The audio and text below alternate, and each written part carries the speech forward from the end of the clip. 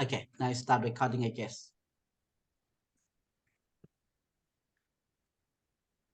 Okay, now I think we should start the session because it's about 2 p.m. already. So good afternoon, everyone. As a program supervisor, I am honored to have you here as our participants in the third intellectual event of March under PSG Open Mobility 2022. In this program, our invited speaker will guide you through an interesting topic called Global English language teaching for the 21st century, curriculum innovation for English in a globalized world. Before we get into business, let me introduce our lovely moderator who will be running the session today, Mr. Renato Dono Dicdican. Mr. Renato is currently working as an English lecturer at Prince of Sukla University, Thailand. He completed his master degree in teaching English as a second language from International Islamic University, Malaysia. And his research interests include linguistics, applied linguistics, teacher education, and second language acquisition. Now, I will let our moderator resume the session. Mr. Renata, the floor is yours now. Thank you very much, Dr. Yusuf. In behalf of PSG Open Mobility 2022, I welcome all the participants, especially our speaker today. It is my honor in behalf of PSG Open Mobility Program to introduce to you today our distinguished speaker, Associate Professor Nicola and Galloway. Is a senior lecturer, publication lead, and program lead for Master of Science and Master of Education at the University of Glasgow. She is an applied linguist with an interest in pedagogical implications of the use of English as a global lingua franca and the internationalization of higher education in non-Anglophone context. Her work is mainly in the growing subfields of global English and English medium instruction in higher education.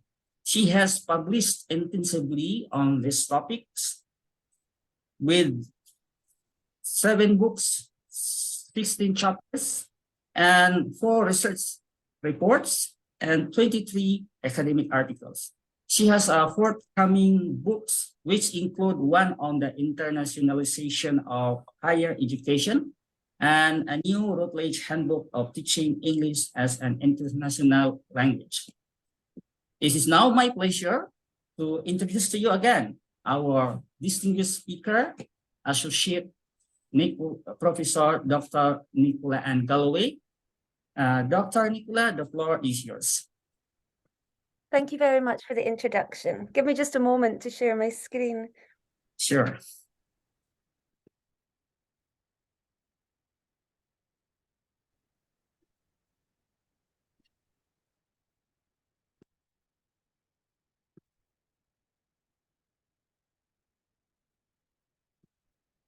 Oh.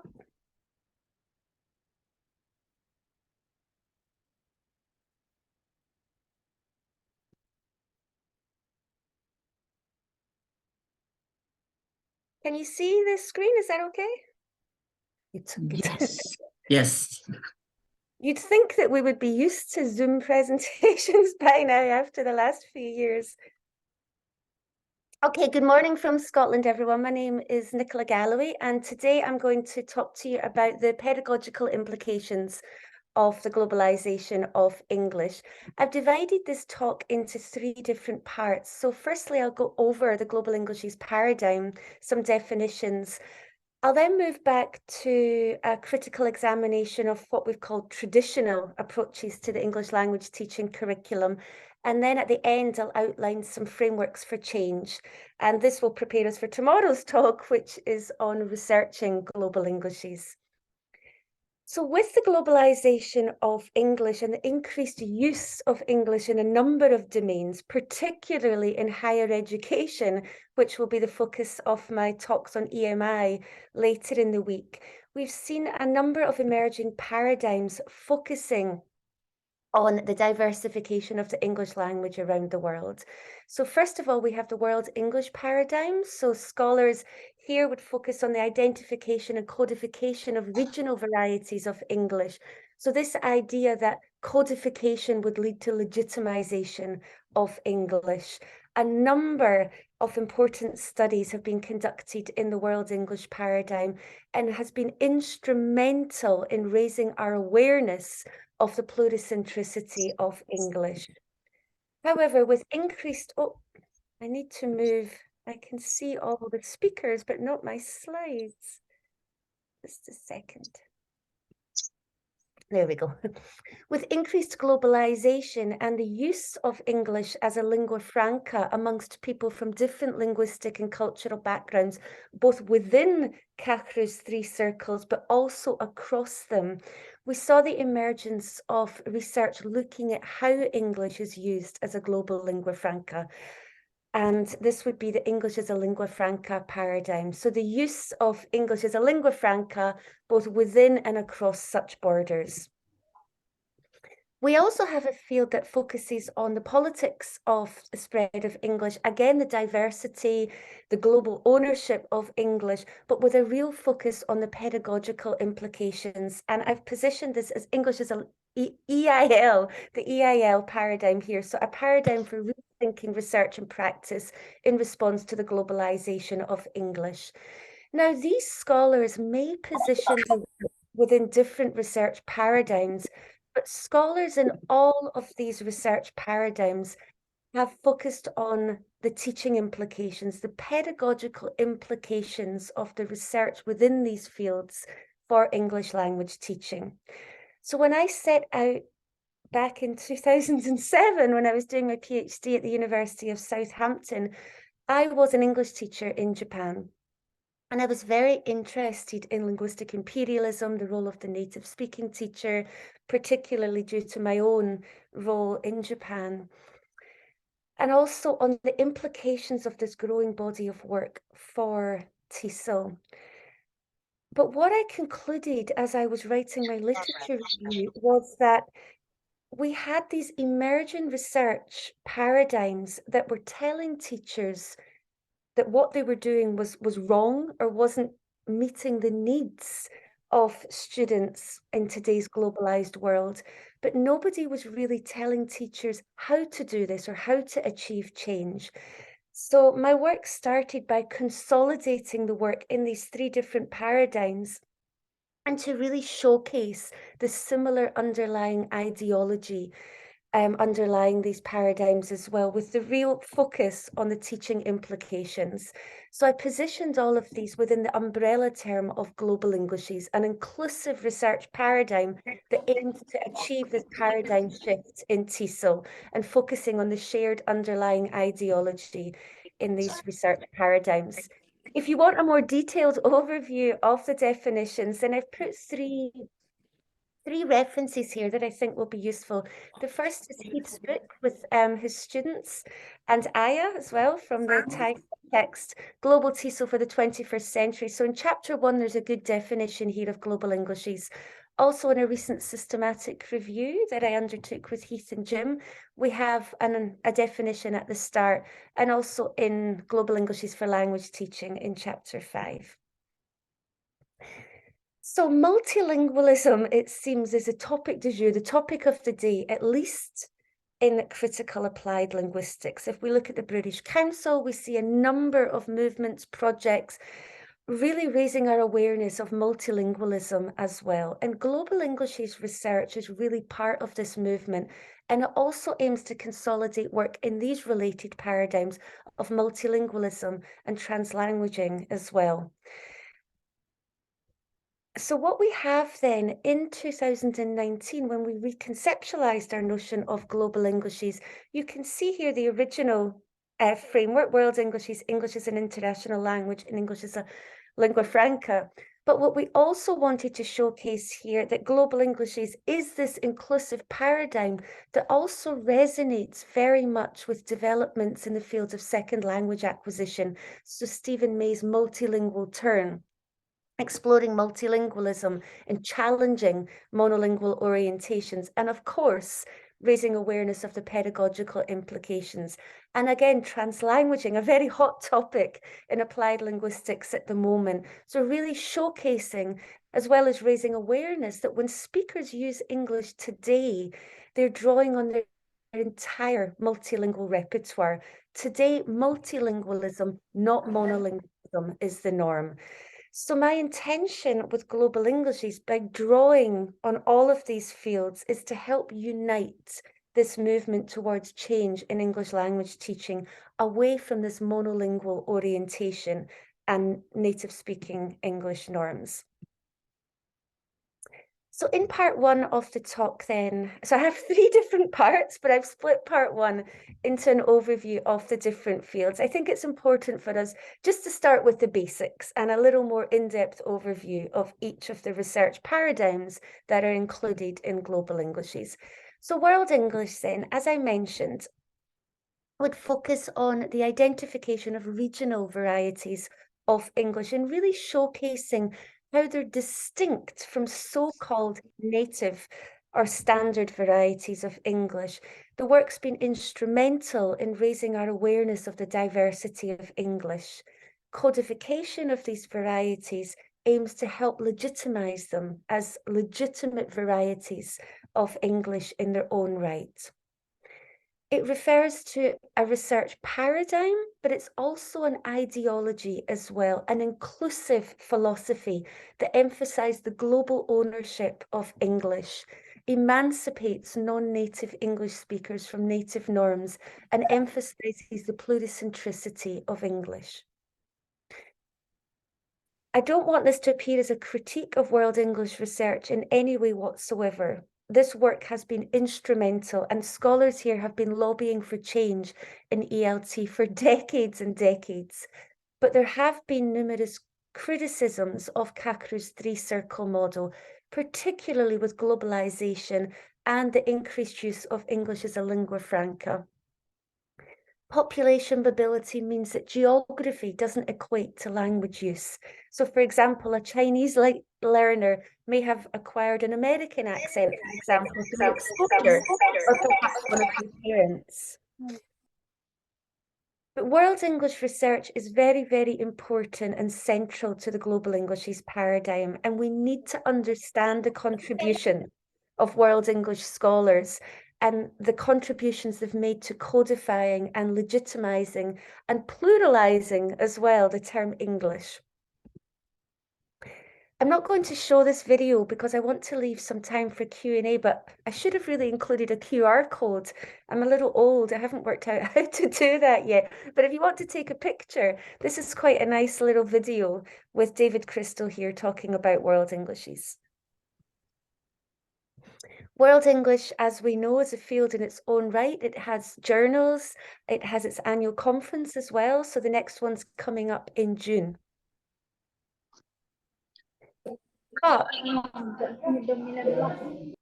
here's some noise. In the late 1990s then, scholars started to build on this work, particularly with Jennifer Jenkins, Barbara Seidelhofer, and Anna Moranin. They're often called the 3 mothers of ELF, and they started to look at the use of English as a lingua franca, both within and across Kakru's 3 circles.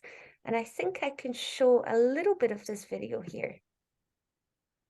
Recently, I had the enormous pleasure of talking to Professor Jennifer Jenkins.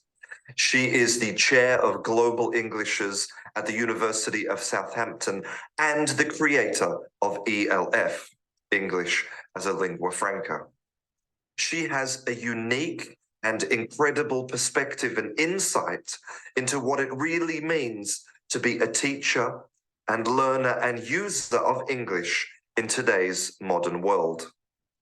This is an edited version of our interview. If you would like to listen to the full version, you will find a link down in the description box. I hope you enjoy it. Jennifer Jenkins, thank you very much for taking the time to talk to me today. I really appreciate it. You're very welcome.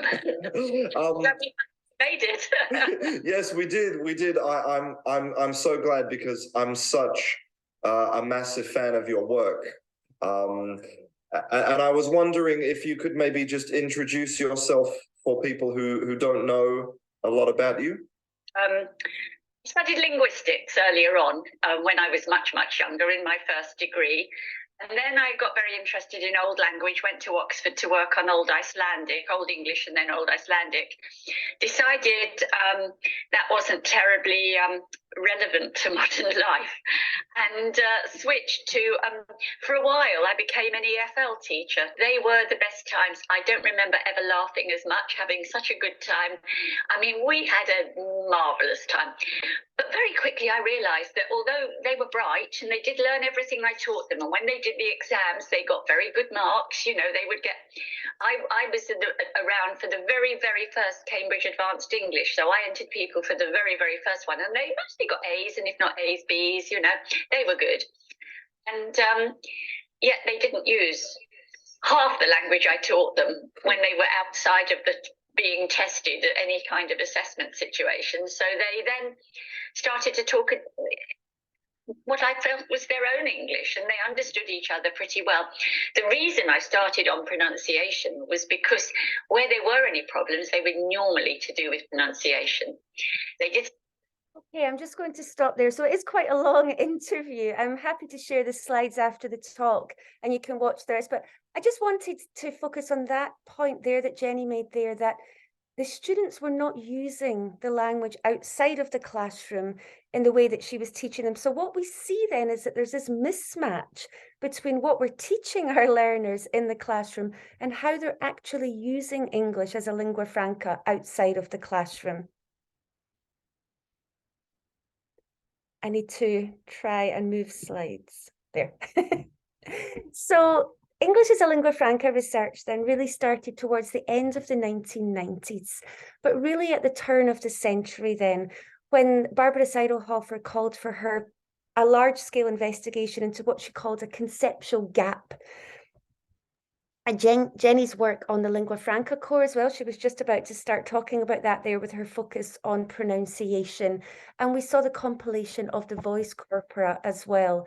So as we know, in English language teaching, particularly with the move towards communicative language teaching in the 70s, we had this real push towards exposing students to authentic English, real English. And a lot of publishers were drawing on corpora, but of course this was native speaker corpora. So this idea that exposing students to real and authentic target language use was the language used by native English speakers. So we saw some work here done with the development of an English as a lingua franca corpora, how English is really being used around the world. As we know, the majority of English speakers today are non-native English speakers, not native English speakers. Interest in ELF flourished with books, conferences like the World English Conference, and also the ELF Journal also has its own journal as well, the Journal of English as a Lingua Franca. I don't know how many years the ELF, is 13, ELF 13 was in, I think that was Taiwan last year maybe? Yeah, last year. So this will be the 14th year of the conference. So again, like World English, we have an established research paradigm here. So the point I want to make is that within global Englishes, there's a number of different research paradigms, and scholars do position their work within different fields. And here's a link to the voice corpora as well. So what exactly is English as a lingua franca then? Well, it's the examination of the use of English as a contact language. It aims to showcase that language is dynamic, fluid, changing. Very different to how we're presenting language in the ELT classroom as a static, monolithic entity. So what we see from analysing ELF encounters is that speakers adapt to their interlocutors in very different ways, and they're very creative with the language to achieve their communicative purposes as well. So we have some seminal work here, and I've already mentioned the so-called three mothers of ELF. I quite like that. ELF research was criticised initially for uses of the word core, for example, and particularly when it's been related to pedagogy, it's come under severe criticism as well. This idea that it was promoting an anything goes policy or a reduced, simplified model of English. We saw a movement within ELF research more towards pragmatics, and rather than looking at the features, looking at the underlying processes behind this. So why are people using English in this way? Why are they using these communicative strategies? And again, I look at these, what does it mean to be a successful ELF user? How are people successful when they're using ELF? And a number of strategies were identified. So repeating themselves, rephrasing, topic negotiation, silences, preempting as well. So we saw that when speakers are using English as a lingua franca successfully, they're using a number of accommodation strategies. And perhaps that's what we should focus on in the English language classroom, rather than making our students adhere to this idea of a fixed, static way of speaking English spoken by a minority of native English speakers, whether they can even be defined.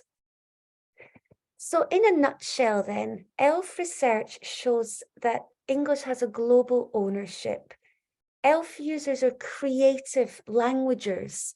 They exploit the language in different ways to achieve communicative purpose. It's a very different phenomenon to English as a native language. What we see is that in a number of ELT texts, we see errors, mistakes by non-native English speakers. But we see in ELF research, there's a degree of systematicity to language use as well. Speakers may be using English in a different way, but there's still a degree of systematicity to this, and they're still very successful as well. ELF users in their negotiations orientate more towards content. So they focus on the content to achieve successful communication and who they're speaking to as well, rather than the so-called rules. And I remember Henry Woodleston back, I'm quite old now, so maybe about 15 years ago, I was in one of his presentations and he described it like a game of chess. They weren't following the rules of chess, but they were still playing very successfully as well. And that always really stuck with me as well. We saw another movement within the ELF paradigm towards, again, this recognition of English as a multi-lingua franca. So we've had this movement in the fields of SLA, increased recognition of multilingualism. I gave you the quote at the start of the talk that multilingualism is the topic of the day in critical applied linguistics. And as Kanagaraja points out, there's now a growing realization that English cannot be separated from other languages. This is true not only of the contemporary global contact zones where languages intermingle, but also of communication, because languages are always in contact. And this is something that I focus on with my students in the Global Englishes courses that I teach. We always start with the history of English, raising their awareness that English has always been a changing language. It's always been a language that's in contact with other language, but obviously more so today. Other lingua francas have existed in the world and enjoyed their days of dominance and power, Arabic, Sanskrit, Latin, but none of them have achieved the status of that English has, and none of them have come into contact with so many other languages as well. So an important point to make then is that English as a lingua franca research did build on World English research, and as Seidelhofer herself noted, it's precisely the work on outer circle varieties that's led the way for ELF research. And as Ryoko Kubota points out, like World Englishes, ELF challenges the traditional emphasis on teaching based on the inner circle model. So we had even more pedagogical implications, even more reason to move beyond the native speaker model in ELT with the emerging work in English as a lingua franca. Okay, another paradigm now, EIL, often used synonymously with ELF. From my understanding, I would associate EIL scholars as Aya Matsuda, Sandra Mackay, Farzad Sharafayan, And again, this is another video here. I won't show this, but it's a good overview of the EIL field.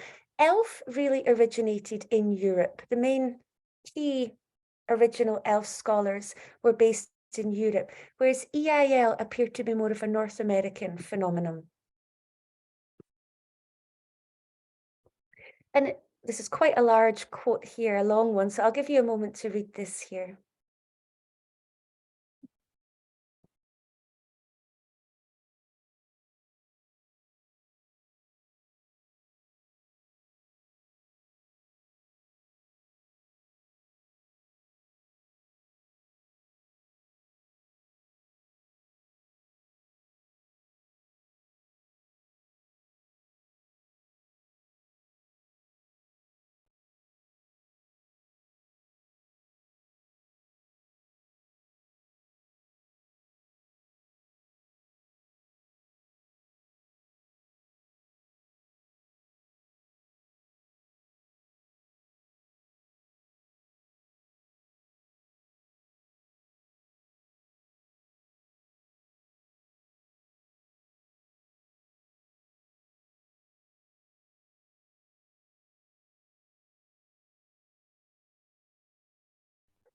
I can see a typo in the author's names here. It should be Selby, Galloway and Rose. Sorry, and this is in press. This is from our new book that also includes some lesson plans as well with Cambridge that should be out later in the year.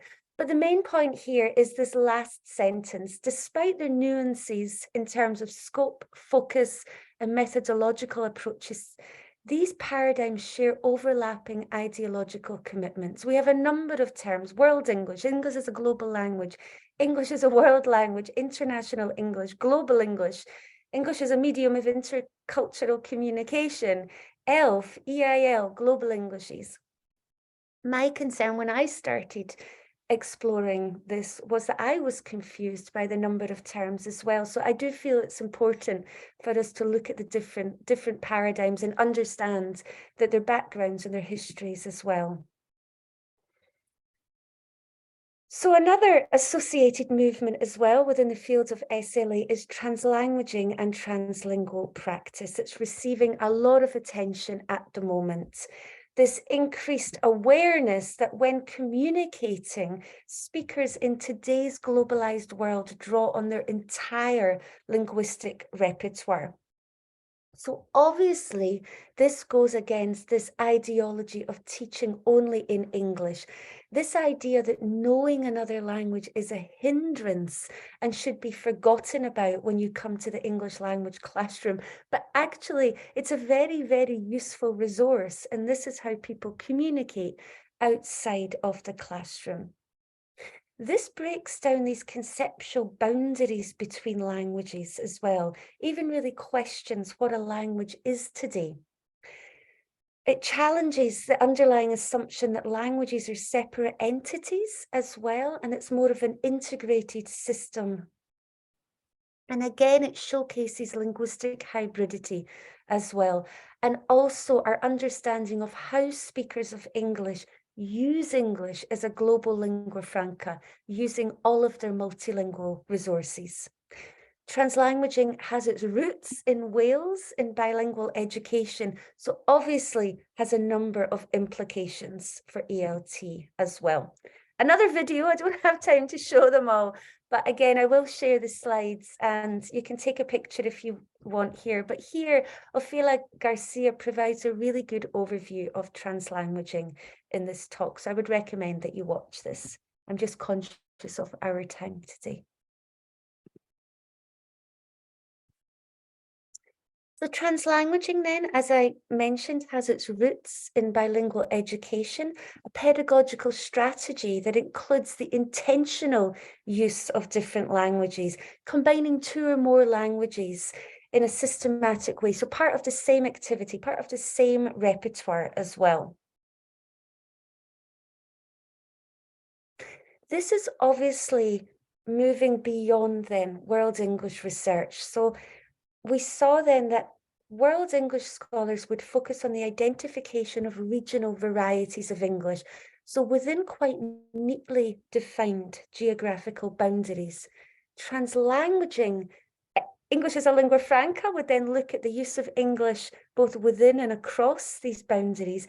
And now with translanguaging, we have this more integrated approach to looking at language use as well. And as Rose and Galloway point out here, we now have evidence of how global users of language negotiate communication with speakers of these so-called diverse varieties of English, developing conversational strategies that are flexible enough to adapt to their surroundings, depending on both the context and the situation. We have a ever-growing evidence base on how English is used as a global language today. And what does the evidence show? That this is very different to what we are teaching our students and the type of language we're presenting to them in the classroom. One further movement would be the multilingual turn. So I really liked this book when I read it, Stephen May's The Multilingual Turn, and it seems imperative that we connect these related movements in the field of SLA to provide a stronger foundation for change. Curriculum innovation is challenging. It's no easy task, and an evidence base is very important to convince people of the need for change as well. And that's something I'll come back to when we look at curriculum innovation. So as we know, we've had other turns. We had the social turn in SLA as well. And developments in SLA have always had an impact on TESOL as well, on the TESOL syllabus, and on teaching methods. The structural syllabi, for example, here this was the era that focused on the linguistic aspects of acquisition, leading to the audiolingual method. I'm sure some of you are familiar with this. Then when we had to focus on the cognitive psychological aspects of SLA, we had different teaching methods emerging as well. Many learner-focused syllabi, task-based syllabi, for example, emerged when we had the movement towards socio-cultural perspectives of SLA. So now in the field of SLA, we have this movement, multilingualism, this increased recognition of multilingualism. So this is also likely to impact on teaching approaches. And as Ortega pointed out, 1 decade ago now, I believe it is the ability for SLA researchers to invest in positive reframings of the late learned bi-multilingual nature of L2 acquisition that will most radically impact on the field's continued and growing transdisciplinary relevance in the 21st century. Moreover, I predict it will take a bi-multilingual turn in SLA, one of similar depth and magnitude as the earlier social turn SLA experienced. And as Cramsh points out, SLA nowadays should be seen as the acquisition of multilingual and multicultural competencies, even if the object of instruction is one standard linguistic system. So here within the field of SLA, we also see calls for change. In the 1970s, when we moved towards communicative language teaching, we had this huge paradigm shift away from the focus on form to communicative competence. What we need now is a further paradigm shift towards teaching English as an international language, ELF-informed pedagogy, global English as language teaching. I'll come to all of those different frameworks in part 3. Okay then, so global English then aims to unite the paradigms. It aims to be an inclusive research paradigm that draws on the work of research within all of these paradigms that I've presented in part 1. Researchers in all of these fields have questioned the relevance of native norms for English language teaching in light of the research findings. They have different stances, but as I've noted here, they have a shared similar underlying ideology, united in their desire to showcase the diversity of English and instigate this much needed paradigm shift. They all view English as plural. They all focus on the use of English by non-native speakers. They all help inform the sociolinguistic challenges of a globalised world. They all have implications for ELT, and they all focus on this need for a global ownership of the English language today. There are umbrella terms, so I'm presenting Global Englishes today, but it's important that Matsuda in 2017, she also used World Englishes as an umbrella term to refer to research in all related fields. Kanagaraja, his preferred term was translingual practice, and he used this to describe the practice of translanguaging, and he also used this as an umbrella term as well, aiming to capture the common underlying processes and orientations in plurilingual encounters. So other scholars have also used different umbrella terms, and that's important to mention here. Okay, so here's a summary of part one then.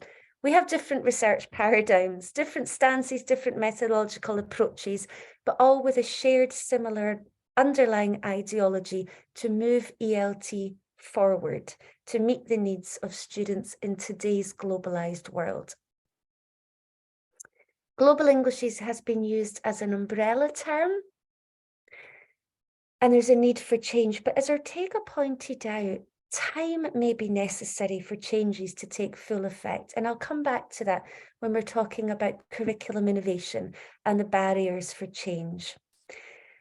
New ideas sometimes require a new generation of teachers as well.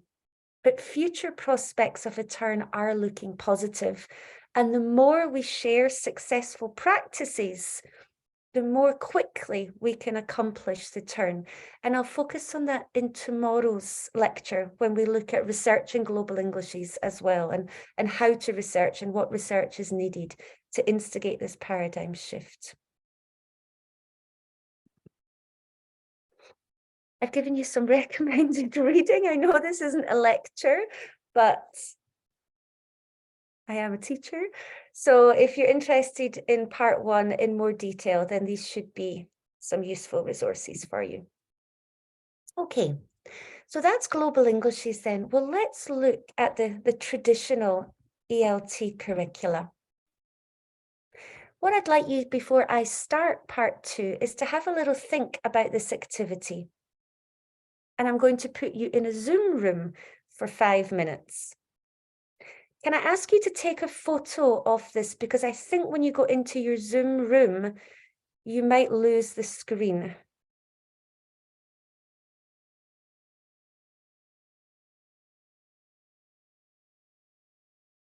So this is a pre-reading activity from Heath's book with his students in chapter 3, and asks you here, have a think. Kakra described English as the fabled Aladdin's lamp, this magical lamp. Think about why he explained the language in this way. How would you describe English? And then in your groups, discuss what is standard English? What is standard English? What role does a so-called standard English have in the ELT classroom? Who are native speakers? Who are non-native speakers? And what do you think about this distinction? Okay, I'm going to try and put you in some Zoom rooms now, just for 5 minutes. It gives you a break from listening to me as well.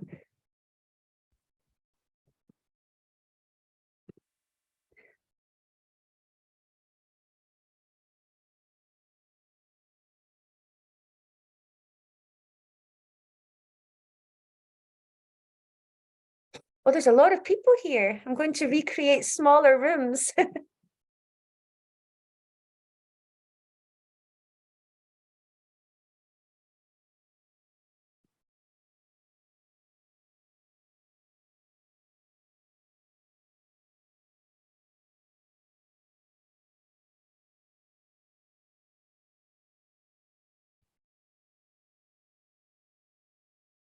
Okay, your room is open.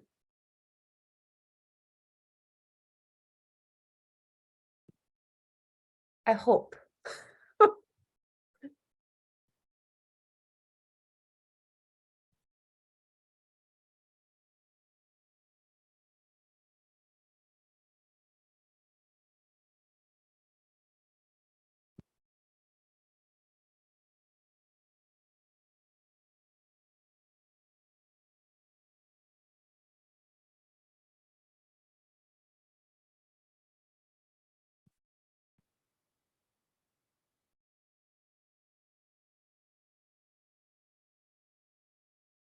You get a great audience for your talks.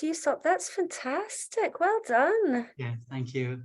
Mm, And it's come from different parts of the world actually. that is excellent. You should really keep a note of where they're all coming from. And yeah, actually we have done the recording all the participants' information already actually. it's really impressive. I thought maybe it'd be good for them to have a break from my voice as well, because it's Yeah, quite a long time to listen, isn't it? So it seems like I can choose any room that I want to join, right? You don't have to, though.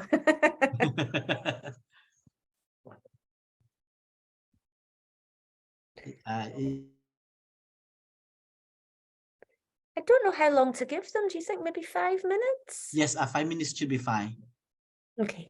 Yeah, because some of them, they might have some background knowledge already regarding the global English, so native and non-native standard English. Some of them were students.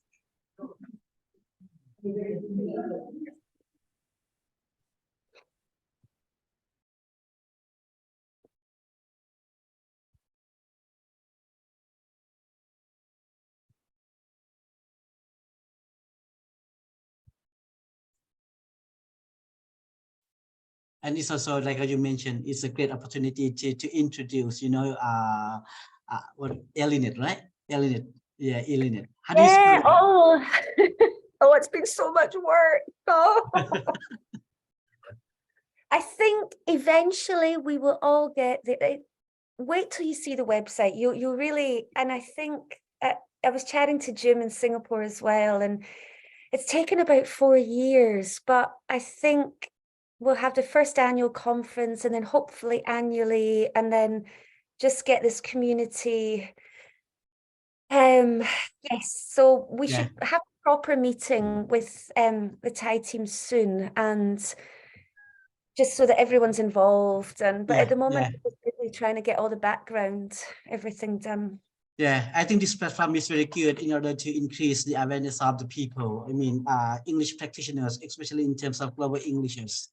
Yeah, actually, after I came back from Southampton University, I'm trying to work on, I'm conducting many different research regarding global Englishes, L or whatever.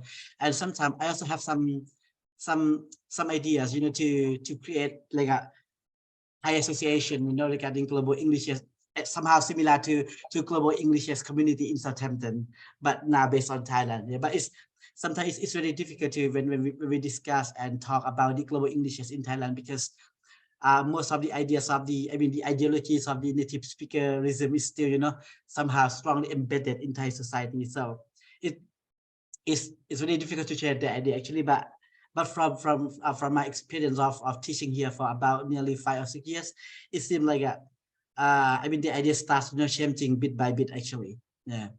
And well, hopefully having the Thai branch, the Elinet Thailand, help you kind of have meetings, and maybe we can get some funding for you to host meetings as well. Yeah. Most of Thai scholars, they aware the diversification of English exists nowadays, but it doesn't mean that every Thai scholar will be accepted, especially when it comes into teaching practices, for example. Yeah.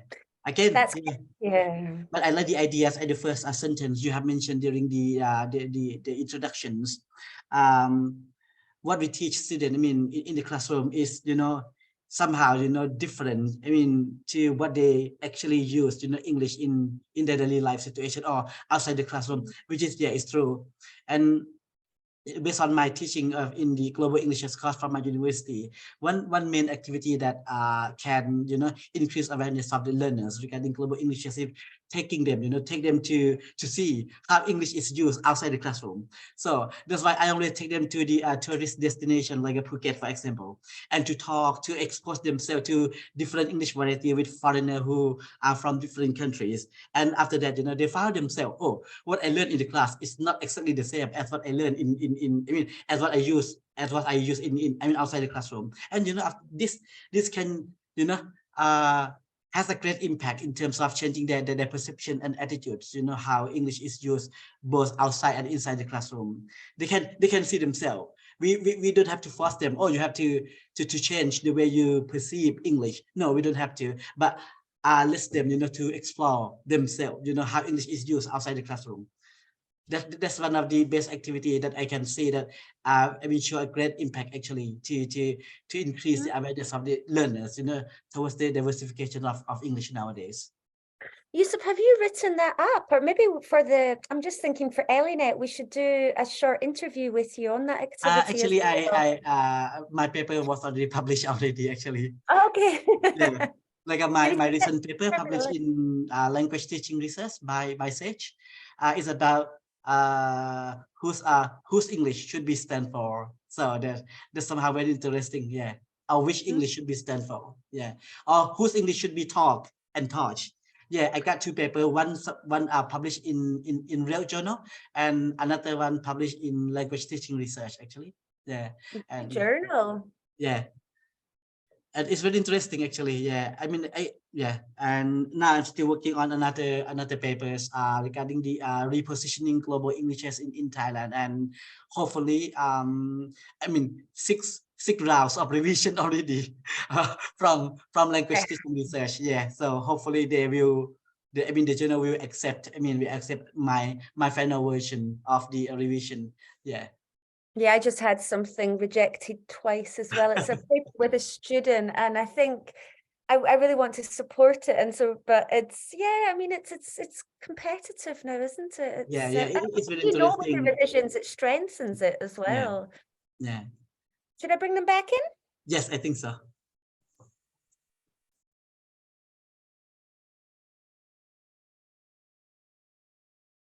I have a little cold.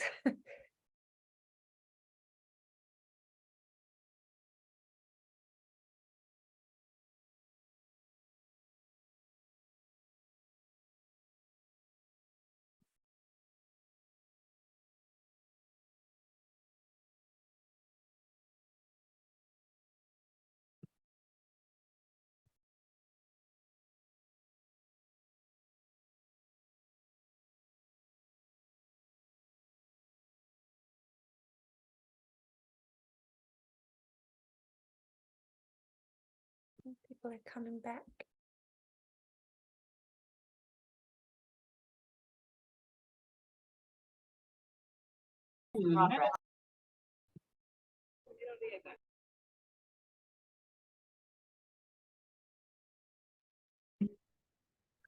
Hey, welcome back. So I just wanted to stop there and give you a chance to stop listening to me for 5 minutes, but also just to think about your own reflections as well in your own context, and particularly before we start to explore the ELT curriculum, it's very important to bear in mind that the frameworks that I'll present in part 3 of today's lecture, there's no intention of forcing an idea or telling people how to do things in one way. There's no one size fits all approach to this. It's really about raising awareness and adapting to your own context as well. And we all work in very diverse contexts. So I think it's important to think about notions of standard English in your own context as well, views towards English, and also teachers as well. So we'll come back to this as well as reflection on contexts. So let's look then at the so-called traditional English language teaching curriculum. So is anyone familiar with Jack Richard's 6 elements of the curriculum? If you are, can you put them in the chat?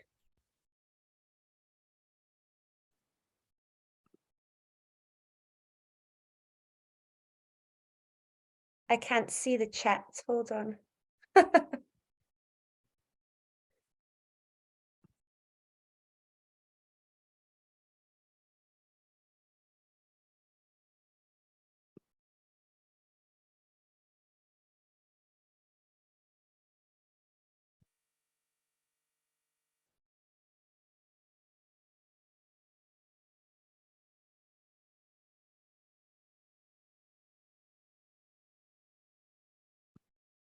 Well, for some reason that the chat function's not showing, that's a shame.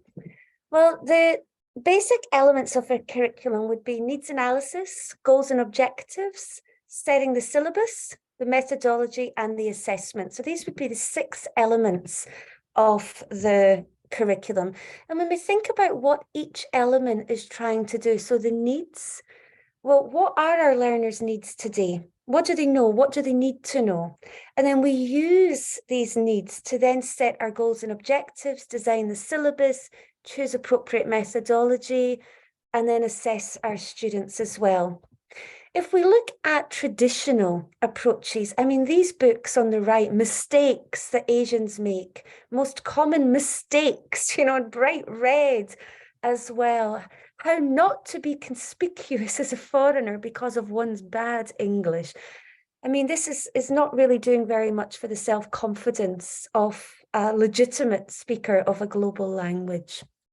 If we look at how needs are viewed in the traditional ELT curricula, we had this long-held assumption that needs were universal in ELT. We had these long grammatical lists, long word lists, this assumption that learners everywhere had the same needs.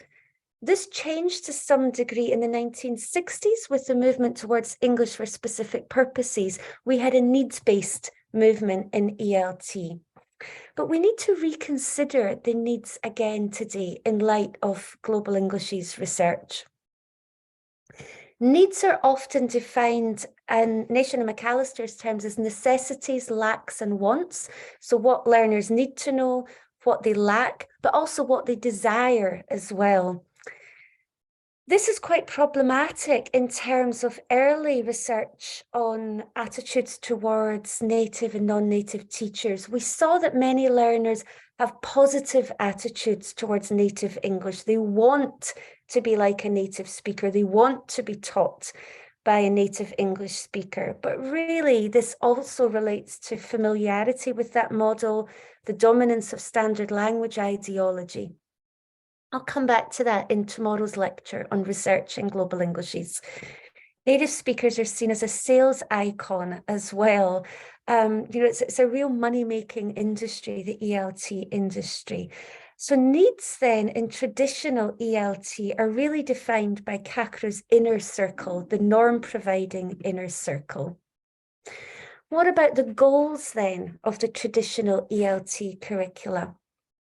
Well, the goals seem to be to speak like and with a native speaker. This assumption that the target interlocutor is a minority group of native speakers. The goal is to master accuracy of this static monolithic form, which, as I've just showcased in part 1, is not representative of the growing body of work in what I've termed global Englishes that would showcase how English is used today. Learners are often uninvolved in creating these goals, and their perspectives are underpinned by native speakerism, native speaker norms, monolingualism, this idea that it's not a good thing to have another language, that this leads to interference, and native speakers as the source of culture. It's a very top-down movement as well. Knowledge and language is fixed. Native English is this, again, I keep saying this static, monolithic entity. And we see in the Oxford Advanced Learners Dictionary, Cambridge Grammar, we have Michael Swan's Practical English Usage. We have lists of so-called errors of non-native speakers. In terms of assessment, so really, assessment would aim to assess whether your learners have reached the goals of the curriculum.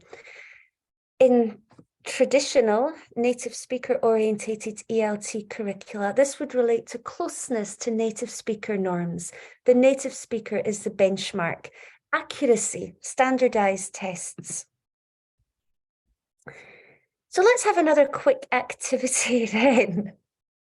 The Common European Framework of Reference has recently changed the wording. They used to refer to a native speaker. And now For a C2, so for proficient users, the statement is, I can take part effortlessly in any conversation or discussion and have good familiarity with idiomatic expressions and colloquialisms. I can express myself fluently and convey finer shades of meaning precisely. If I do have a problem, I can backtrack and restructure around a difficulty so smoothly that other people are hardly aware of it. What do you think of this statement? Take a picture again. I'm going to put you in a Zoom room for 5 minutes again.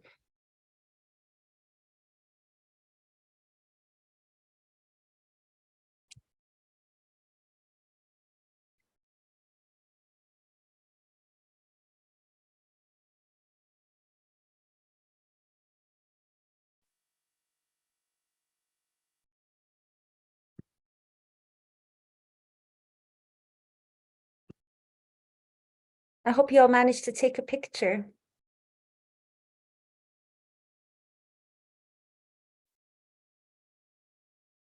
Quite a long statement.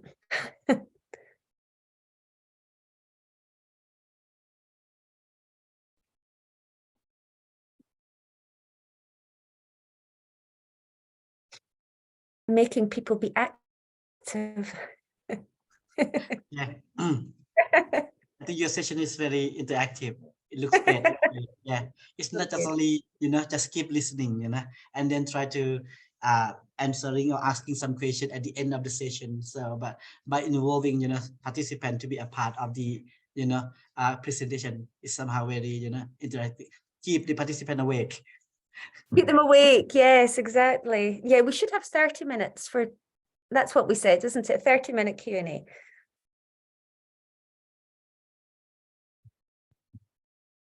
I didn't see the chat function when I was sharing my screen. I don't know why. Yeah. Maybe when...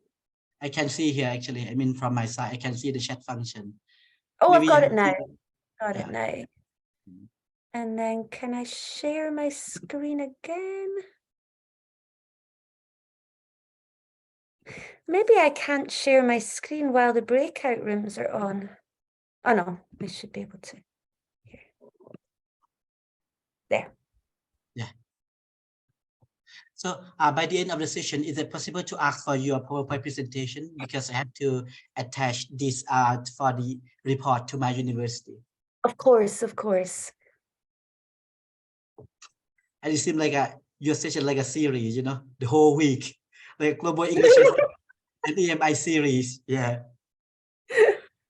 Yeah, I've got all of the slides already. For some reason, I find it difficult to see the chat when I'm sharing the screen. But that doesn't matter. I'll need the chat. Oh no, here it is. It's at the top. I think it's something to do with my screen.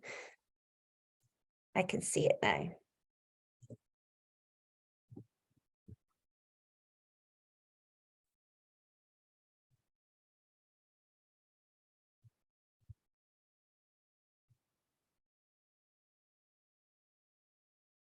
And where is the next ELF conference, by the way? I don't know. I had a look, but I couldn't see it.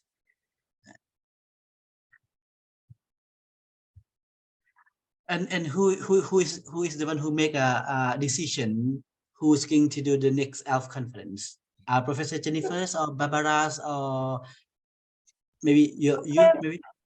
No, I'm not involved. I don't know who the conference organizing committee are. Maybe you should have it in Thailand. Yeah, I asked Will Baker previously. I mean, he's still not sure about this as well. Yeah, either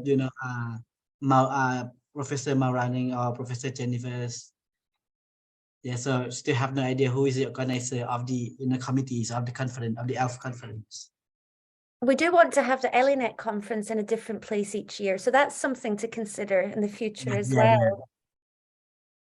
Do you think I should let them back in? Do you think that's been long enough? Yeah, I think so. Yes, why not? Okay.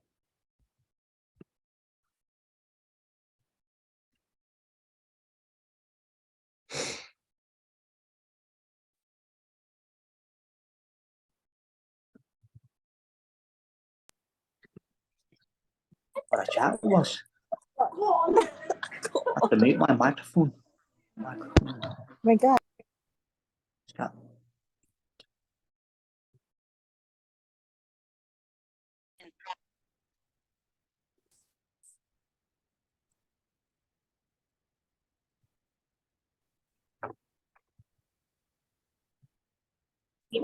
My.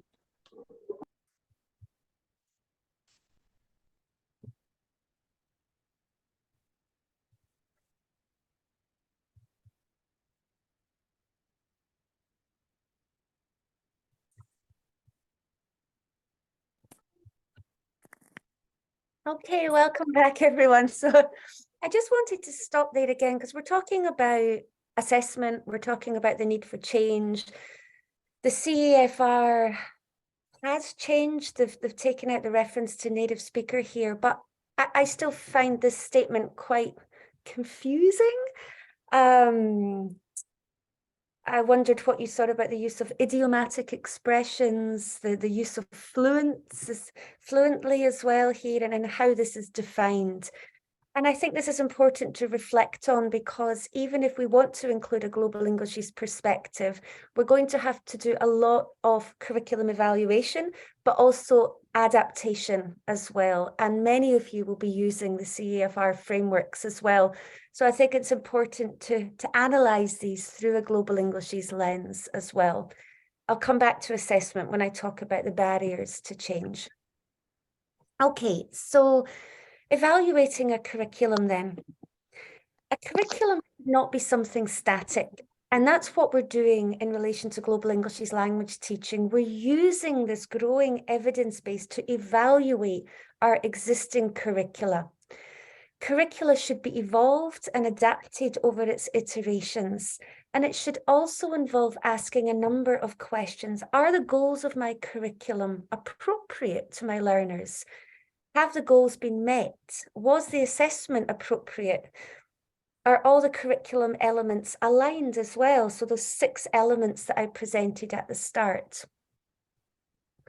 Traditional English language teaching curricula see English as a static entity. It's based on native speaker norms and standards, native speaker cultural references.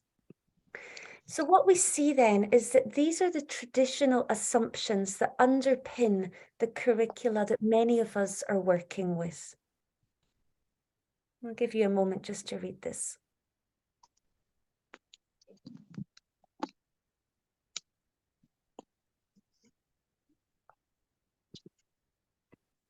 Sorry, too fast. So based on part 1 and what I presented, what do you think a global English's informed curriculum would look like in terms of the goals, the needs, the benchmarks, the teachers, language policy, language use? I'll give you a moment just to think about that. We will return to that.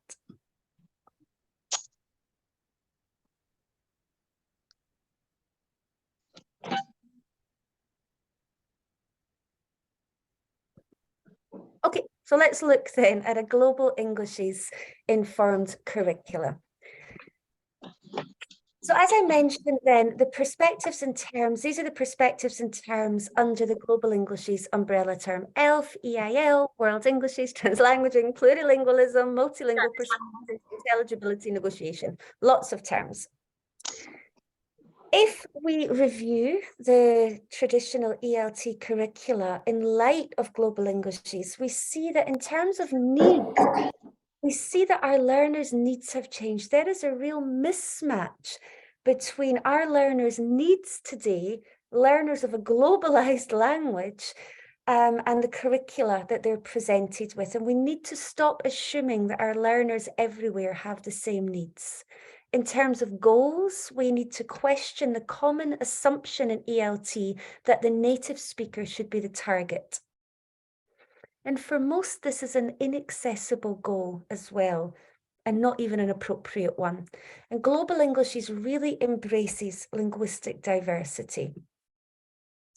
In terms of the syllabus, we could adapt some of the syllabus for authentic ELF interactions. Assoc was just talking about taking his learners to Phuket to expose them to ELF usage and get them to reflect on that encounter. And he said it's one of the most useful activities in his course. The syllabi could reflect a range of cultural outlooks. A GELT syllabus should enable learners to utilize different parts of their language resources. Again, you're all going to ask, well, how do we do that? We'll come back to that. Methodology. In the field of TESOL, we have had a preoccupation with methodology, this constant quest to find the best method. A new method comes in, it becomes fashionable, it replaces the other one. All my students love TBLT. TBLT is the answer in all of their assignments as well. These changes in methodology were responses to changing geopolitical circumstances, social attitudes, values. We had this big shift towards CLT, as I mentioned, in the 1970s. But what we need now is this shift, another paradigm shift away from native speaker norms. So teaching English as an international language, Global English is language teaching, it is compatible with communicative language teaching, but it's the focus on the native speaker that has to change here. In terms of assessment then, perhaps we need to focus on successful strategies. I presented some of the ELF strategies in part 1. Strategic competence and accommodation skills. So the CEFR mentioned fluency there. Perhaps it should be on strategic competence and how they use their accommodation skills as well. When we think about evaluating the curriculum, we need to ensure that our curricula is constantly evaluated as well. Classroom research, I think, is definitely key to Global Englishes and encouraging this collaboration between researchers and teachers that are at the ground level delivering this in the classroom. We need to work together here, a topic I'll return to tomorrow in tomorrow's lecture. And we also need to look at attitudes as well and thinking about how this could be measured.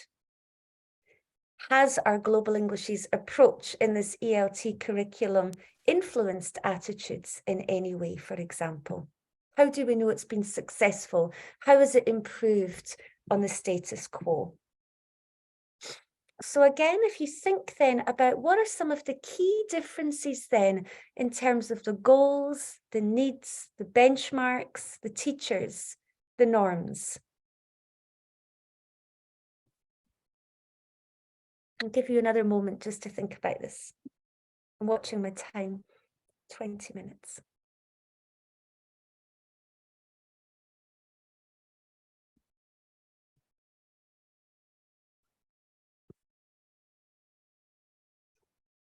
If you're interested in this further and revisiting the ELT curricula through a Global Englishes lens, then chapter 2 and 3 in Rose and Galloway cover this, and they also revisit the field of SLA through a Global Englishes lens as well. So hopefully you'll find that interesting. Okay, let's move on to part 3 then. So we have the evidence in part 1, the Global Englishes paradigm. We have the critical evaluation of the ELT curricula in part 2, where we see this mismatch between how English is presented in the traditional curriculum and the research that we have in Global Englishes. But how do we achieve change? So some of the key points then that I've tried to emphasize in part 1 and 2 is that the world is always changing with increased globalization, and so is the use of language. English is not a fixed, static entity. It never has been. It's always been evolving, always been a borrowing language. We live in a globalized world where English is an international language and used in very different ways. However, traditional approaches to the curricula, as presented in part 2, focus on the native speaker and Western-centric norms. They're really quite outdated now. Series of SLA have changed and diversified, translanguaging, the multilingual term. And really what we see then is that there's a need for this paradigm shift in ELT curricula. Revisit this through a global English's lens. And this can really help us reframe curricula today and reshape the different elements of the curricula to ensure that we're meeting the needs of our learners in today's globalized world. So have another little think now. Well, what would be a good course for this? What might a good EIL course book look like? How would you present? If you think about multilingual turn, translanguaging, ELF, what about examples in the textbook? What about models? What could teachers do to ensure their students are prepared to use English in global context? So think about the textbooks that you're familiar with, and what would a good EIL or GELT course book look like? I'm opening your breakout rooms once more, last time.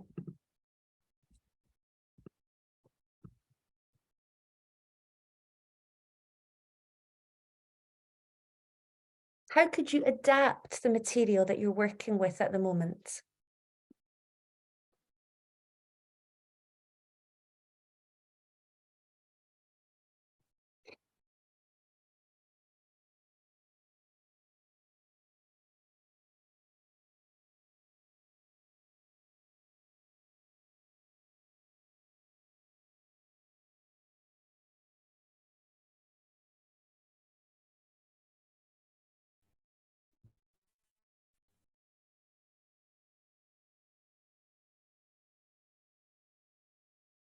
Are you joining the rooms?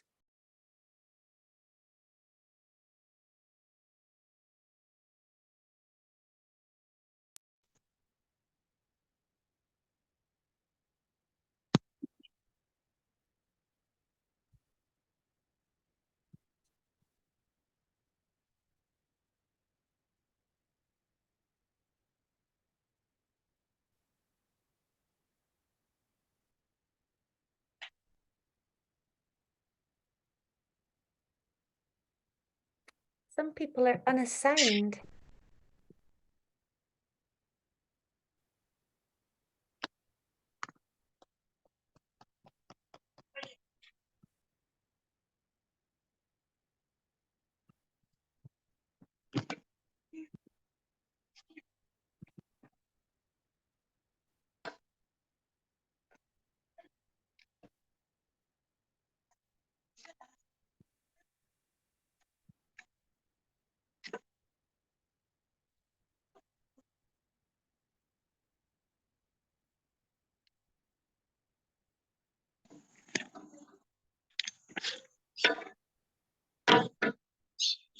For those of you that are unassigned, I don't know why that happens. It should be automatic.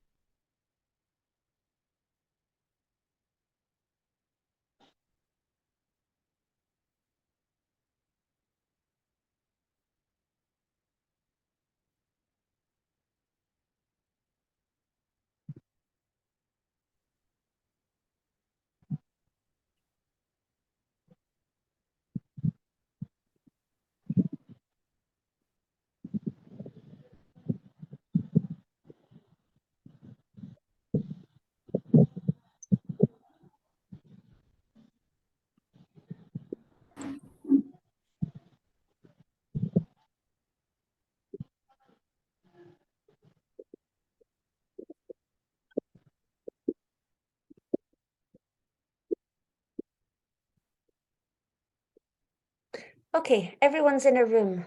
I don't know what was wrong there.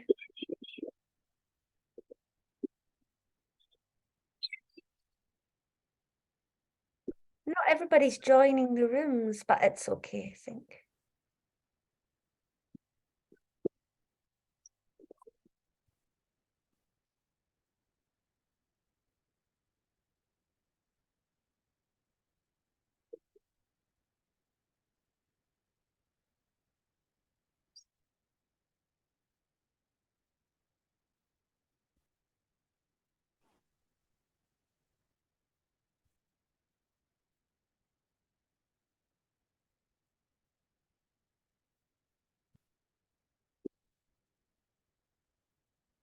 There's quite a lot of people still in the main room that haven't joined their breakout room. So you've all been assigned a room.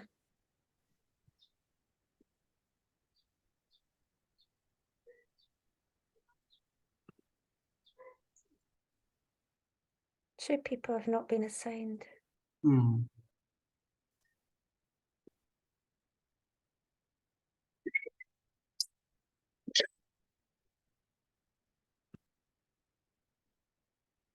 Or maybe we can ask them to discuss here instead then. Yeah, let's do that. They should have the option to join.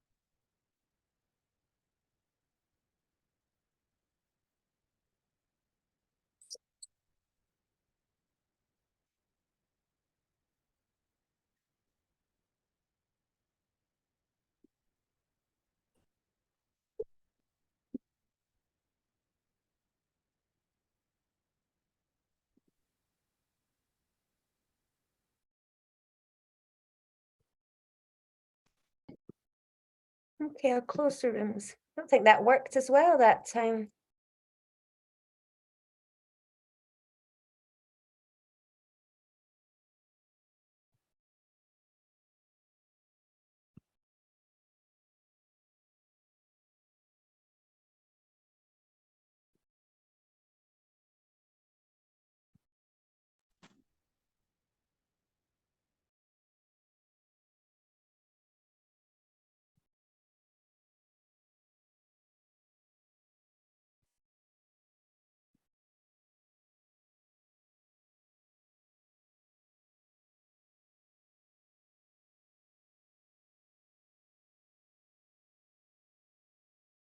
Was everybody back?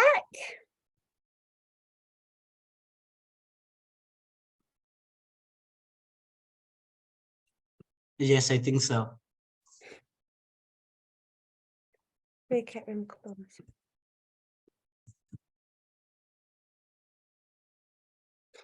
Sorry, everyone, I don't know what happened there with the breakout rooms. Some of you, it took a while to assign you to the rooms, but I don't know if, hopefully you managed to get into a room. I could see that some of you stayed in the main room.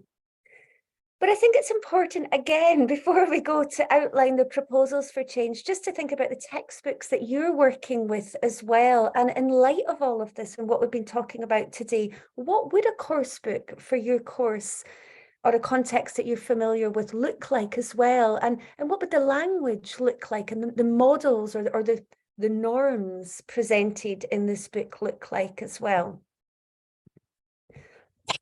Let's move on then to the very last. I've got 15 minutes. The very last part of today's lecture, where I'll outline some of the frameworks then that have been put forward for change in light of growing research within the global English use paradigm. So the key concepts then for this part of the lecture are the need for a paradigm shift in ELT, there's also a need to bridge the theory-practice divide in the field as well, something again I'll focus on in tomorrow's lecture on researching global Englishes.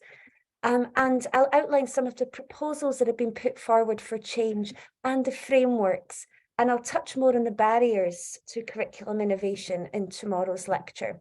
Okay, so I've presented this 3 times now, asking you to think, well, if this is what a traditional ELT curricula looks like, what would a global Englishes curricula look like? And I've placed that here then. So the goal to speak with a native speaker, perhaps for an EIL or a GELT curriculum, the goal to speak with all English users. Needs defined by the inner circle, needs would be more globally defined.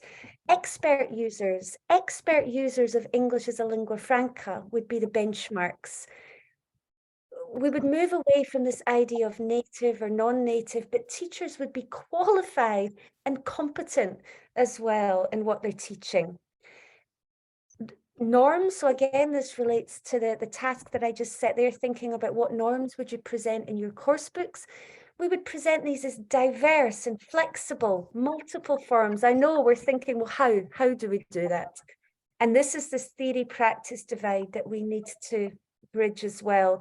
We have a lot of theoretical discussion on the need for change, but as we know, at the classroom level, very little has changed. And this is an issue that we need to address.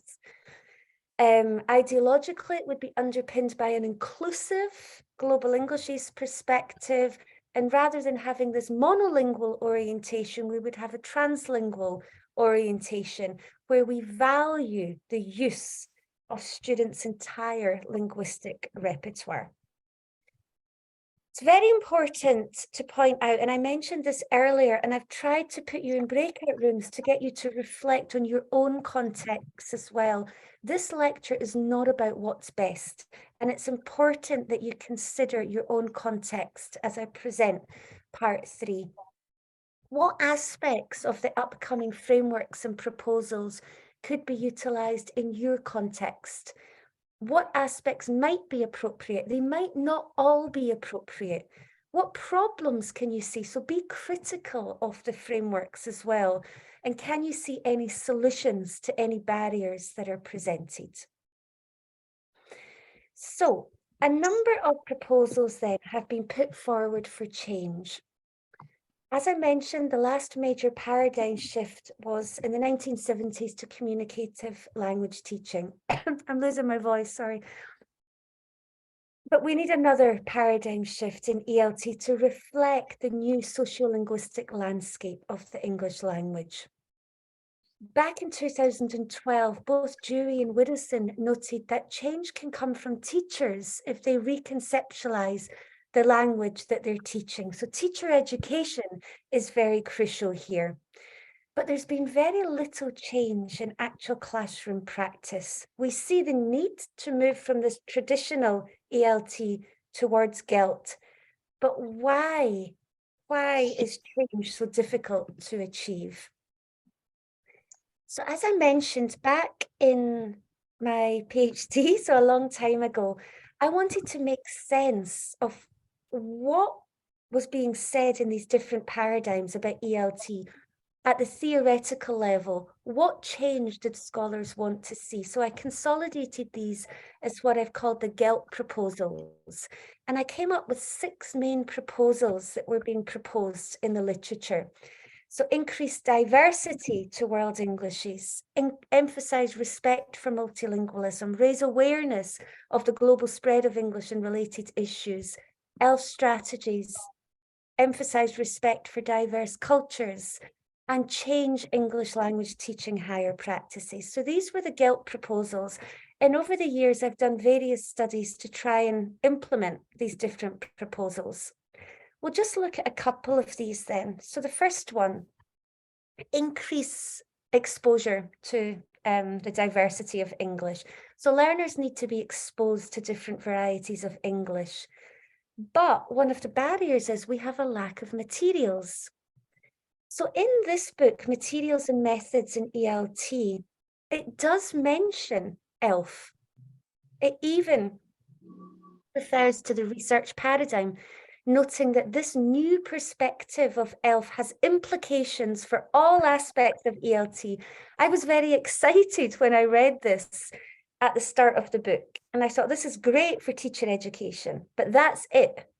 It notes that it has implications for all aspects, but then it forgets about it.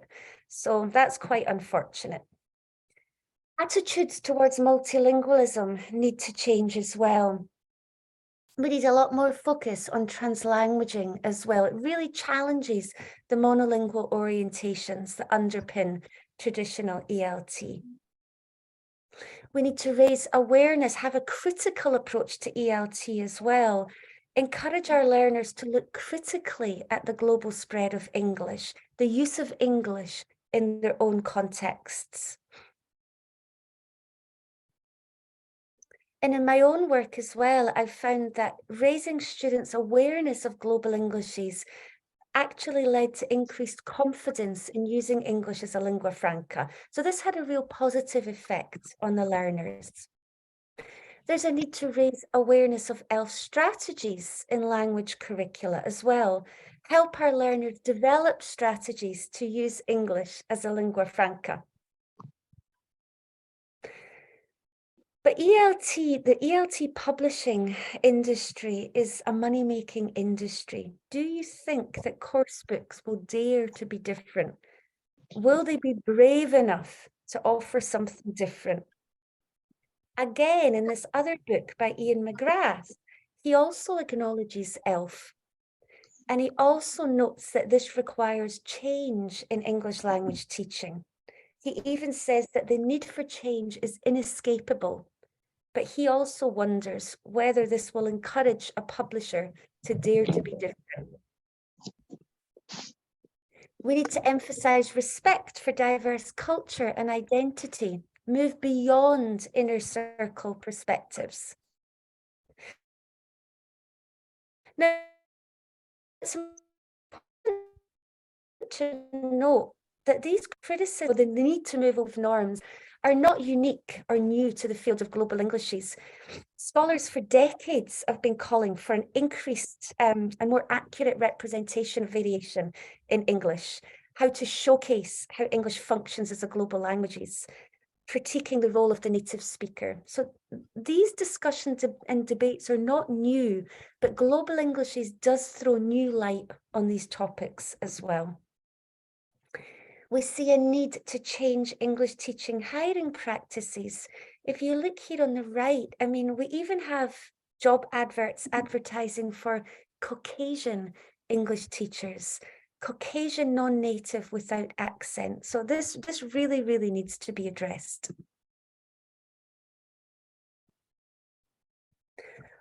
Okay, so those are the proposals that have been put forward for change. So at the theoretical level, we see scholars calling for the need to change and what to change, but how do we put this into practice? Well, we have seen some frameworks for change that have been proposed, and I've introduced here 4 prominent models: World Englishes Informed ELT, the EIL Blueprint, ELF-aware pedagogy, and Global Englishes language teaching. And I have 5 minutes, so I'll just present these quickly.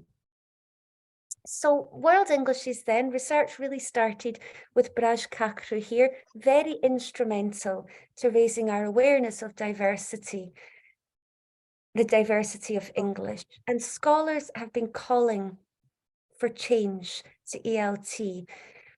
Brown, he developed Kakru's 6 fallacies about the users and users of English, and he had 8 recommendations for teachers and teacher educators. I won't go into all of these just now, but I wanted to put this reference here for you. We also have the EIL curriculum blueprint. So this will take people through selecting an instructional model, ensuring exposure to Englishes and their users, things like facilitating strategic competence as well. So this is another useful framework that you can use to evaluate your curricula and also design curricula as well from the EIL paradigm. In terms of ELF-aware pedagogy,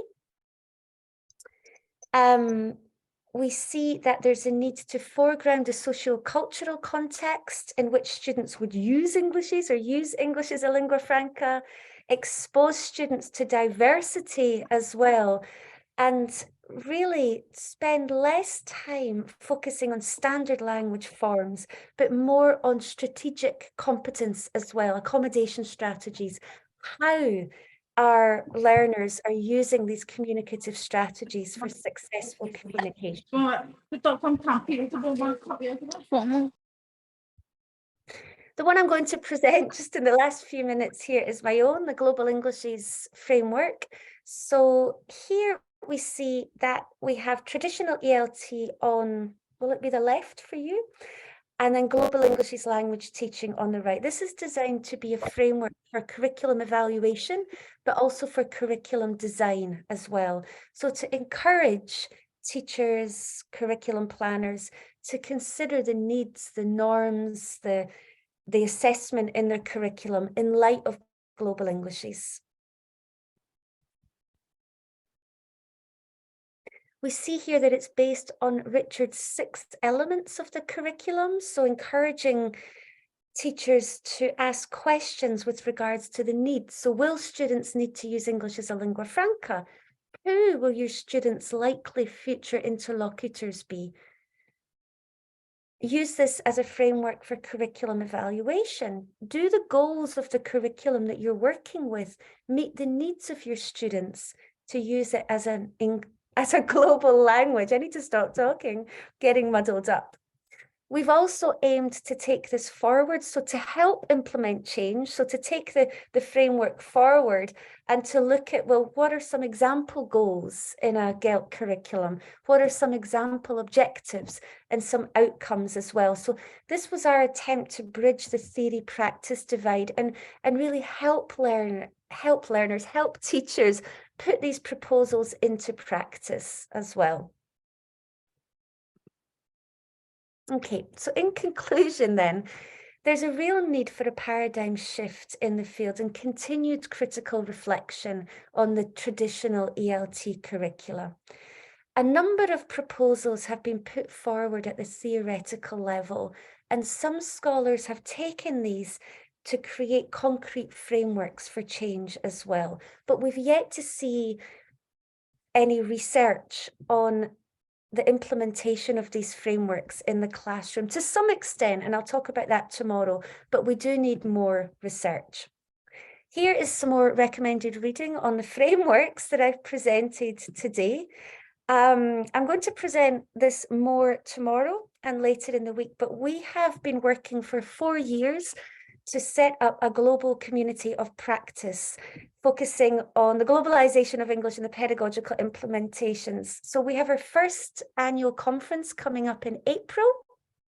You can still register to attend the online event. And we focus on Global Englishes and also EMI. So USIP is involved. We have a Thai ELINET branch as well, and others. They'll also be presenting at the conference on the Thai section. It aims to be an online community of practice to facilitate dialogue between students, researchers, teachers in this area, and for us to collaborate and share resources and also work together as well. We have podcast series, video interviews, resources, lots and lots. So registration will be open by Thursday, so on my last talk of this week. But if you take a picture, you can go to the website elinet.org.uk and you can register as a member to keep up to date on Global Englishes related activities. But I'll present more of this in my next talk. I want to allow 20 minutes for questions. Thank you for listening to a very long talk today. Thank you. Thank you very much, Dr. Nicola, for a very such enlightening session today with you. We have a lot of points to remember. Actually, one of the highlights, I think, is the increasing number now of speakers of English which are not basically native. And if we look at the world, we come to know that the non-native speaker of English is highly outnumbered the native speakers. However, it is very unfortunate, or I would say it's a challenge for us as an educator or English teacher, because we realize based on the studies that there is a mismatch of what we usually teach in the classroom and what actually the students or the learners needs. So there should be a paradigm shift that we keep from native speaker as our benchmark in learning the language into a global English, a variety of Englishes. So as what you have proposed, because of that challenges, you have shared to us the 6 proposal for change, the 6 gaps, and that is very interesting. But still, I think we have yet many tasks to do. In fact, we need a lot, I think, of actual corpora from the non-native speaker of English to come up with a most appropriate curriculum, and we can apply it in the classroom activities. And as what you have said, now we have 20 minutes for Q&A.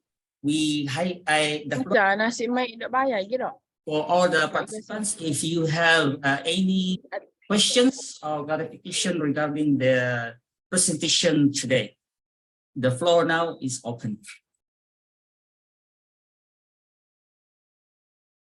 If you want to speak up, you can raise your hand so that I can unmute your mic, or you can just write your questions or clarification on the text chat box. I see Valentin has a question. Can I answer? Yes, sure. Go ahead, Dr. Nicola. Thanks. I think this is a very good point, Valentin. Actually, I've just, well, the paper was just rejected, but we're revising. But I think that a lot of the work in this area on raising awareness of global Englishes has been done with students and teachers. And my recent study was on parents' perceptions. This was with one of my former master's students. Parents came up as quite a key barrier in the previous research. So we decided to reanalyze this data and really look at the role of parents in decision making. And as we know, they have a very, very strong role in certain contexts. But you also raise the point about engaging with other stakeholders as well. And that was one of the purposes for setting up the online network, is that we need to make our research more accessible to a range of stakeholders as well. So on the network, we have like short summaries of our research, a blog interview, the podcast interview, and the key findings of a book, because policymakers, recruitment, those in charge of hiring practices, they don't have time to go and read our full academic publications as well. So how can we increase the impact of our research in this field to instigate change? And I think, and I will talk about this more tomorrow, but it relates to the impact in academia as a big buzzword as well. And how can we have impact beyond academia? And we do have this theory practice divide in the field, you know, with academics sitting theorizing on the need for change, but when it comes to actual practice as well, and like you say, with hiring practices, my other concern is the growth of EMI. And we've had so much in the field of TESOL to combat linguistic imperialism, the non-native speaker movement in the TESOL organisation. The British Association of Applied Linguistics have banned the use of native speaker in job ads. So you can't circulate a job ad on the mailing list that refers to native. But now with EMI, we see adverts, Nobel Prize winning professors suddenly being told your course is now going to be delivered by a young American graduate. And we see adverts for native speaker with science background to teach at the university level. So I'm concerned that a lot of the good work that we've done in global Englishes and in TESOL in general is, I don't want to say undone by EMI, but it's quite concerning. Your second question is, what do you think would be the priority of further developments under the global Englishes movement? Focus on fulfillment of communicative needs, predictions of social linguistic identities, or anything else? I think that the priorities in global Englishes should be more rigorous research.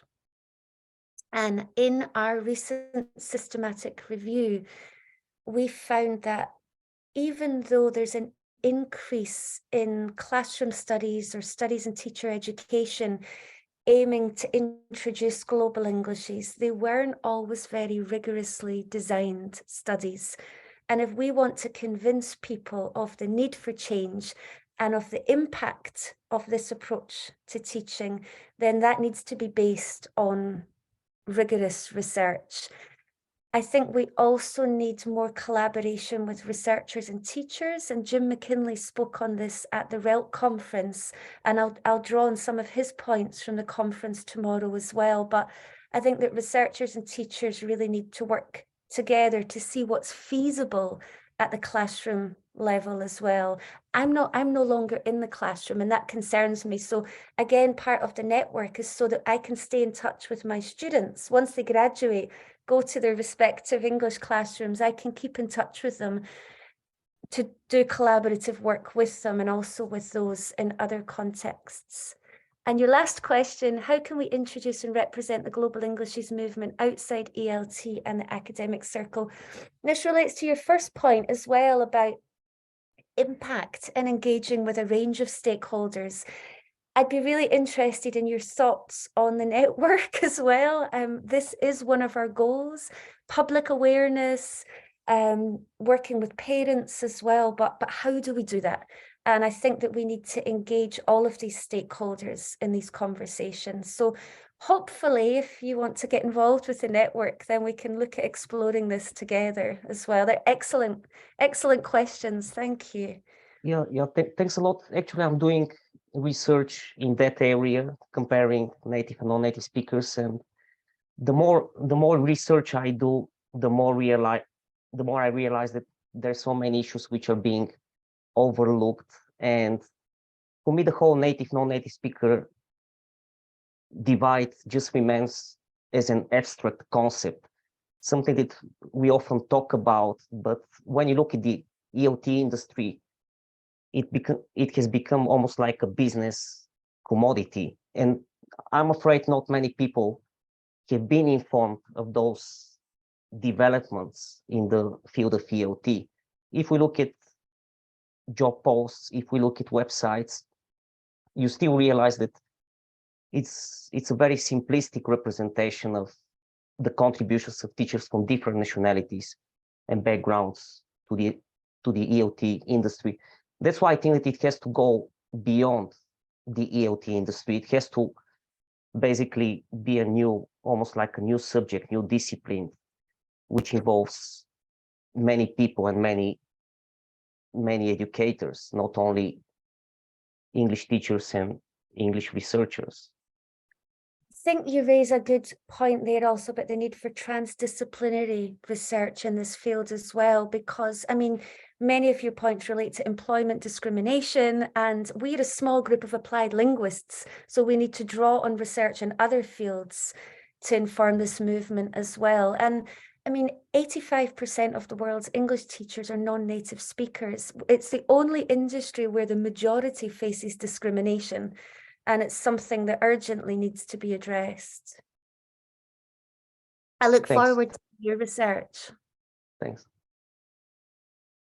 Okay, let me remind to the participants that while waiting for some of the questions, please do fill out the evaluation form. And let me inform you that we will have a continuation session with this talk on. Oh, wait. Let me share the slide. Wait. We have another session again. See, on the 28th. So. Or maybe Professor Nicola Galloway, if you don't mind, you can introduce your session yourself if you would like to. In that case, you can provide some, some more details regarding each section for the next, for those 3 sessions. Today, the lecture today had a little more information presenting. Tomorrow, we'll look at research. So we'll look at the research that's been done in Global English's research directions. We'll look at some of the questions that needs to be answered and a critical look at some of the methodology that's been used. I'll also pick up on some of the discussions today about increasing the impact of our research. I think that Valentin addressed really crucial questions there about working beyond academia as well, and also the need for a more transdisciplinary or interdisciplinary approach. So tomorrow we'll focus on Global English's research. Then on Wednesday, I'll present English medium instruction, but I've chosen to focus on the impact of EMI on TESOL. So we have many talks now about the growth of EMI and the driving forces, and I will touch on that, but I want to focus on the impact of EMI for TESOL and the TESOL practitioner.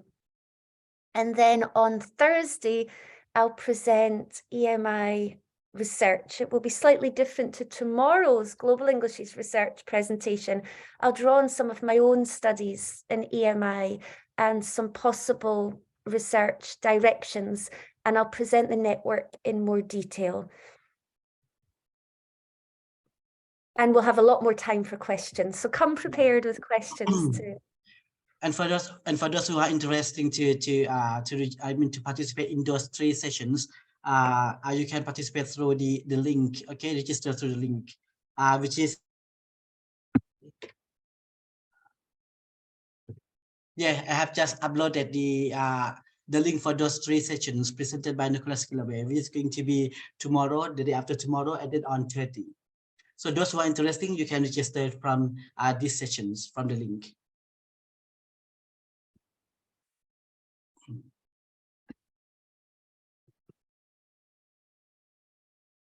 Any more questions?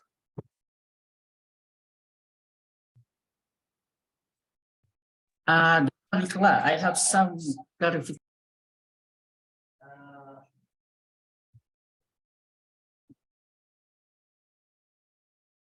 About what global English can, how could the global English handle when we as a teacher, if we are in a situation where we are teaching learners who are planning to take an IELTS examination, do we apply the word English approach, or shall we stick to the traditional one where the native speaker as our benchmark?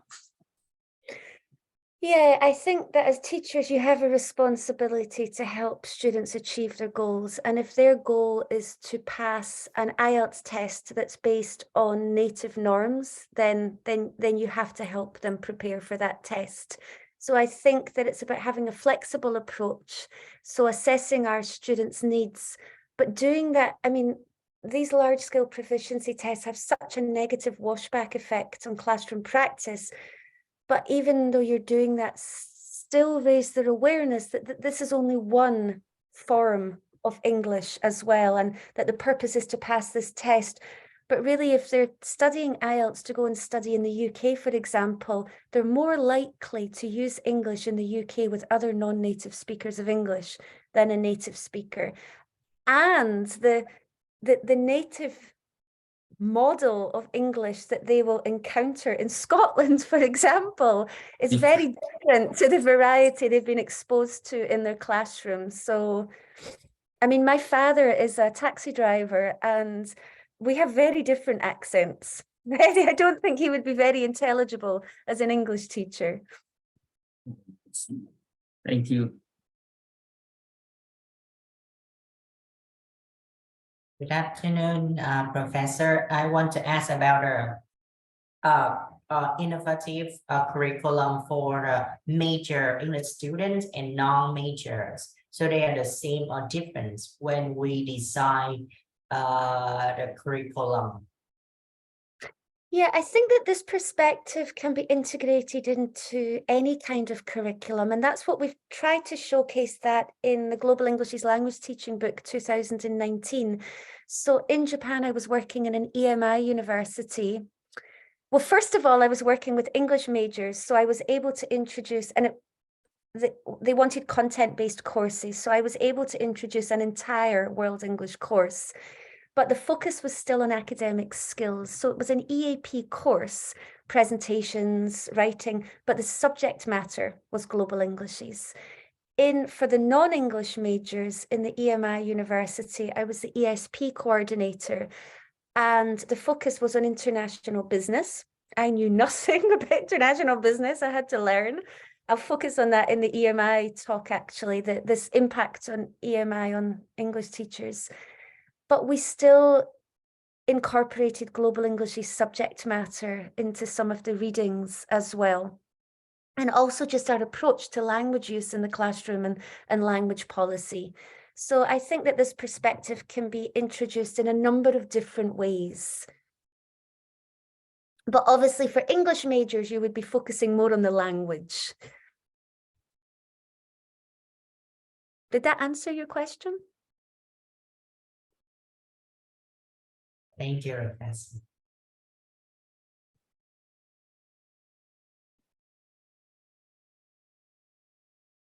Let me remind the participants, please, can you fill up the form for the certificate? And please do register the 3 links for the next 3 coming sessions. Thank you. I can see there's another question here about discrimination, and I think it relates to the earlier point as well, that within academia, we're talking a lot about social justice and addressing all of this, but as was mentioned earlier, we need to go beyond academia as well and work more with awareness raising, curriculum developers, policymakers, materials writers, those in language schools as well, but also with the public, with parents as well. I do think parents have a lot of influence here as well, that we can raise our students' awareness and our teachers' awareness, but ultimately when parents are sending their students to a cram school or a language school, then this native speakerism ideology definitely prevails. So we need to think as researchers how to work with all these different stakeholders as well.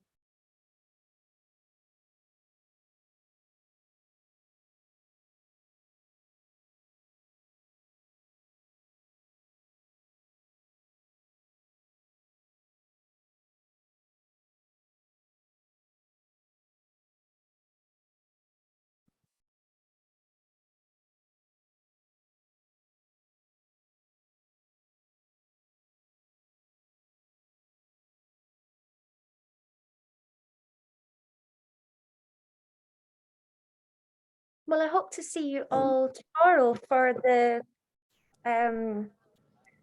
talk on researching global Englishes.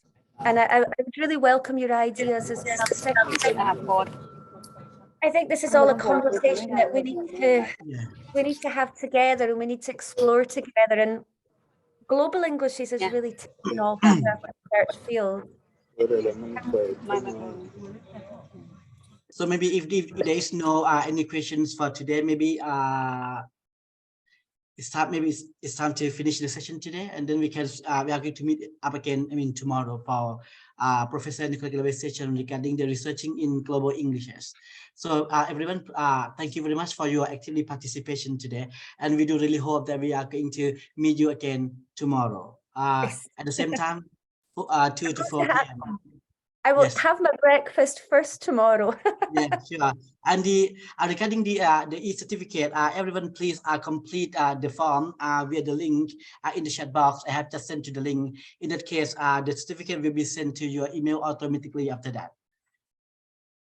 So again, thank you very much, Professor Nicola Galloway, and all participants. I think if you are in Thailand or other countries. So everyone, please have a good day and hope to see you again tomorrow. Goodbye for today.